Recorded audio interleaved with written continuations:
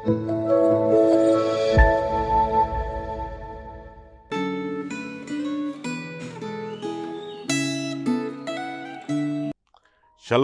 selamat pagi Bapak Ibu Saudara yang terkasih dalam Tuhan kita Yesus Kristus. Bersyukur karena pemeliharaan daripada Tuhan, kita boleh ada sebagaimana kita ada di dalam anugerah Tuhan, dalam tubuh yang kuat, sehat, dan saya percaya Bapak Ibu Saudara diberkati oleh Tuhan. Dan saat ini kita akan masuk di dalam perenungan refleksi Gema hari ini yang diambil dari Matius 12 ayat 22 sampai 37. Dengan tema menghujat Roh Kudus. Sebelum kita memulai, mari kita terlebih dahulu berdoa. Tuhan Yesus, terima kasih untuk segala kebaikan Tuhan kepada kami. Berkati kami semua saat ini ya Tuhan, supaya kami boleh fokus dan biar Roh-Mu yang kudus yang bekerja, berkarya di dalam diri kami ya Tuhan, supaya kami boleh memahami firman-Mu. Dan firman-Mu ya Tuhan boleh memberkati kami. Di dalam nama Tuhan Yesus kami berdoa. Amin. Saya tidak akan membaca semua ayat di dalam bagian ini, tapi saya hanya akan membaca ayat 31 dan 32 yang berbunyi demikian. Sebab itu, aku berkata kepadamu, segala dosa dan hujat manusia akan diampuni, tetapi hujat terhadap Roh Kudus tidak akan diampuni. Apabila seorang mengucapkan sesuatu menentang anak manusia, ia akan diampuni. Tetapi jika ia menentang Roh Kudus, ia tidak akan diampuni. Di dunia ini tidak, dan di dunia yang akan datang pun tidak. Sampai di sana pembacaan firman Tuhan. Bapak Ibu Saudara, waktu kita membaca bagian ini, maka ada dua hal yang menarik sebetulnya yang seringkali membingungkan kita. Di sana dikatakan bahwa kalau kita menghujat Roh Kudus, maka kita tidak akan diampuni. Nah, apa maksudnya menghujat di sini, di dalam bagian ini? Karena sebenarnya kalau dikatakan tidak bisa diampuni, bagaimana dengan Paulus? Paulus itu juga adalah seorang penghujat daripada Kristus. Tetapi akhirnya dia diampuni. Di dalam 1 Timotius 1 ayat 13, Paulus berkata, aku yang tadinya seorang penghujat, seorang penganiaya, seorang ganas, tetapi aku telah dikasihaninya, karena semuanya itu telah kulakukan tanpa pengetahuan, yaitu di luar iman. Nah, kalau begitu, apa maksudnya daripada bagian ini? Yang kedua, yang juga sering membingungkan kita adalah ayat 32. Di sana dikatakan, apabila seorang mengucapkan sesuatu menentang anak manusia, ia akan diampuni. Tetapi jika ia menentang Roh Kudus, ia tidak akan diampuni. Apakah Roh Kudus lebih besar daripada Kristus? Saudara, ternyata tidak demikian.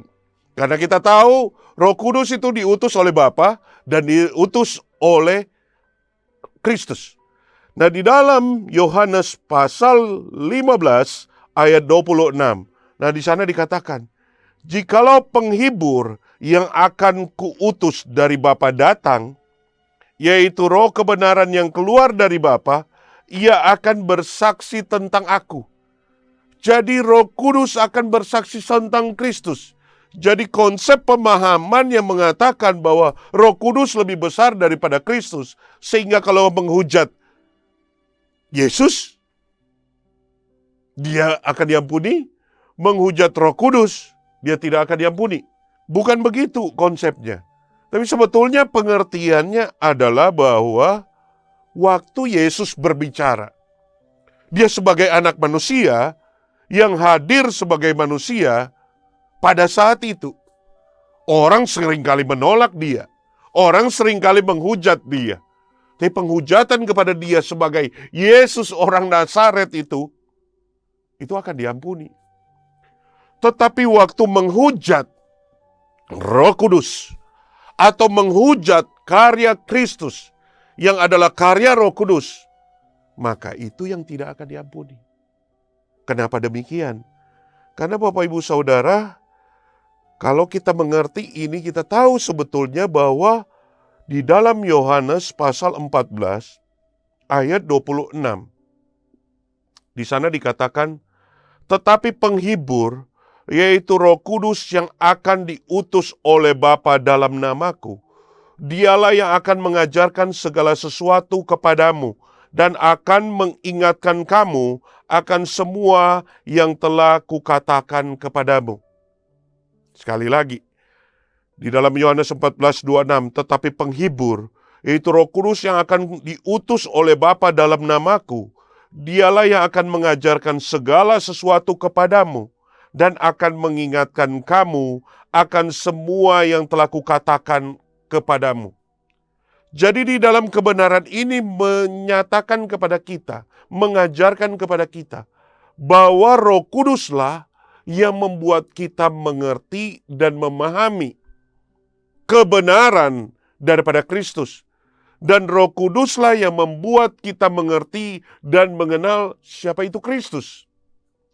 Sehingga waktu seseorang menolak Roh Kudus atau karya Roh Kudus, itu berarti dia tidak mau menerima karya keselamatan di dalam Kristus.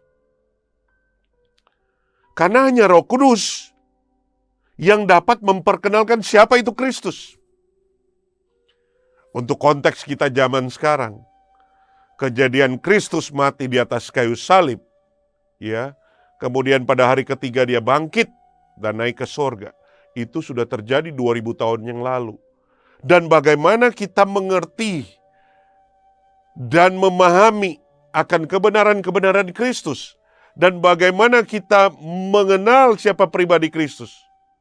Hanya Roh Kudus.